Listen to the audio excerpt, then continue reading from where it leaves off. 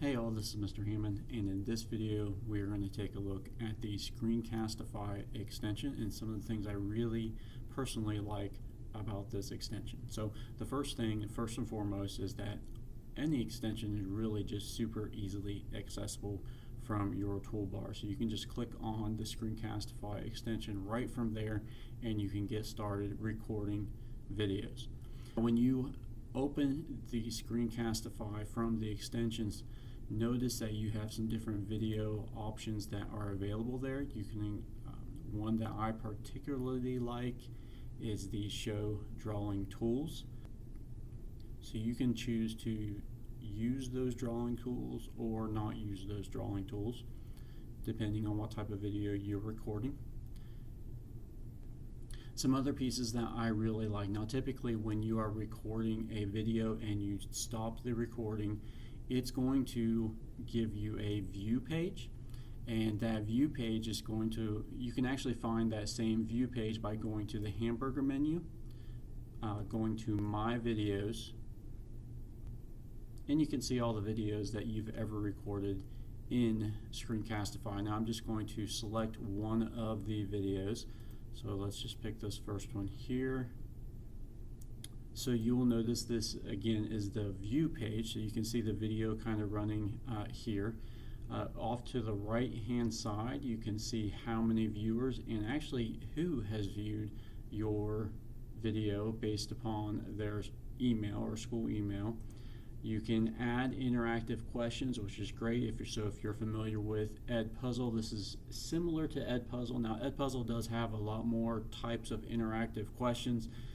Through Screencastify, it's simply multiple choice questions, but you can add strategically placed interactive questions to your Screencastify videos. So let's say 1 minute into the video I want this particular question to show up.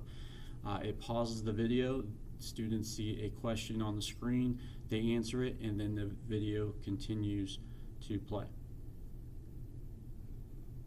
Now, another piece that I really like about Screencastify is that you can actually edit the video beyond just clipping a little bit before or clipping a little bit at the end if you click on the Open in Editor. So from here you can see, I'll just explain some of the tools that you have from left to right. So you can cut pieces of the video and delete certain sections of the video. So let's say right here in the middle I want to cut it and I just want to delete that first part of the video. I just select that and delete it and it would be gone. Now you can always, and I love this about any tool that I use, is that if there is an undo function, because undoubtedly I'm going to make a mistake at some point and I want to undo it. So I can click on that undo and go back to where I started. Now you can crop the video as well. So let's say I do not want the URL bar or the extensions bar to be seen, so I could click on this, I could crop it, and then I could only show the part that I want to be seen by the viewer. So click on done, and then this is the video, or this is what you would see in the video. Now it's not going to work for this particular video, as you notice, because it clips off some of the pieces, so you have to be careful with that. So I will just, you also do have the option to zoom, so if you want to draw attention to a particular part of the screen at any one point, you can do that. You can also choose how fast or slow you want it to zoom in and out of the video. We'll go ahead and undo that. And then you can also notice there's a blur option, so if you want to blur out a particular part of the screen at any one point, if there's sensitive information, whatever it might be, you can blur it out so it's not seen in the video. Another tool I really like is the text, is you can write over the screen at any one point. If you want to draw attention to anything on the screen, you can do that. I personally, when I do this, a lot of times the backgrounds can kind of get intertwined with the words that I want to draw attention to, so a lot of times I'll take advantage of this background option, which allows a background in front of the words, so that makes them, draws attention to them just a little bit more. You can actually add more media to this if I want to pull in more video. Maybe I want to pull two videos together. Maybe I want to add a title screen to the beginning or ending of this video or somewhere in between. I can do that. And then once I am done, I can export this.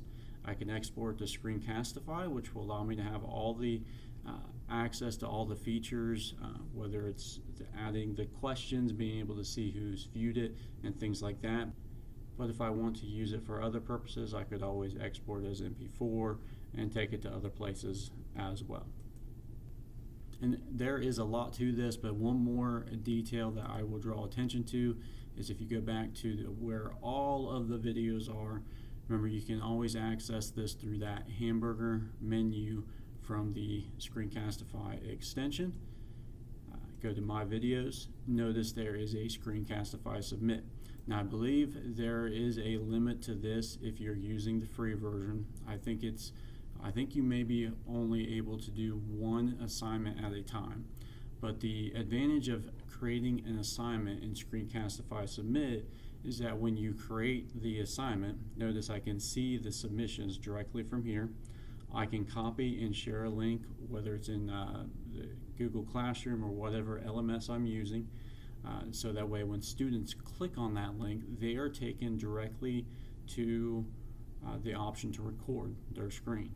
It just takes them right there. They start recording, and then it's going to upload it directly to this assignment. So as a teacher, I can see all of the submissions from here, which I don't have any submissions, as you can see right now, but this is where I'd be able to see all of the submissions from students. And one final note, I'm not sure if I mentioned this earlier in the video, but it is free. You can hold 10 videos within the Screencastify account at any one time. Now you could always delete those videos and continue to record, so technically you can record as many as you want, but you can only hold 10 in your account at any one time, and you can record up to 30-minute videos with the free account, which is actually quite robust because I believe a lot of the ones that I have come across is between 10 and 15 minutes. So hopefully that is something you found helpful. If you have any questions on this or anything else, please let me know. Thanks.